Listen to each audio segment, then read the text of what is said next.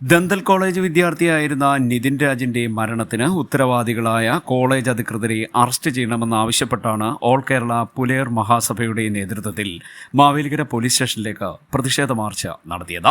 മാർച്ചിൽ നിരവധി പേർ പങ്കെടുത്തു. മാവേലിക്കര, ചെങ്ങന്നൂർ, തിരുവല്ല യൂണിയനുകളുടെ നേതൃത്വത്തിലായിരുന്നു മാർച്ച് നടത്തിയത്.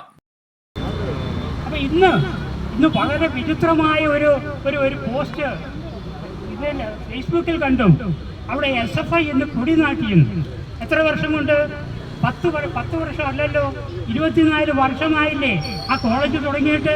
അവിടുന്ന് കുട്ടികളെ പീഡിപ്പിക്കപ്പെട്ട എത്രയോ കുട്ടികൾ അവിടുന്ന് DC പോലും വാങ്ങാതെ പഠനം നിർത്തി ഉപേക്ഷിച്ച് പോയിട്ടുണ്ട്. അന്നൊന്നും ഈ നേതാക്കന്മാരും ഉണ്ടായിരുന്നില്ല.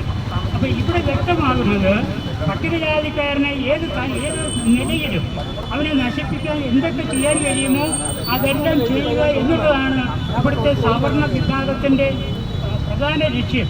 അതിൻ്റെയും കോളേജിലാവട്ടെ, പോലീസിലാവട്ടെ, സർക്കാർ സർവീസിലാവട്ടെ, സ്കൂളിലാവട്ടെ, ഉദ്യോഗസ്ഥ തലത്തിലാവട്ടെ, ഏത് തലത്തിലും പട്ടികജാതിക്കാരനെ ഉന്മൂലനം ചെയ്യുന്ന നിലയിലേക്ക് കാര്യങ്ങൾ പോകുമ്പോൾ ഞങ്ങൾക്ക് അടങ്ങിയിരിക്കാൻ കഴിയില്ല.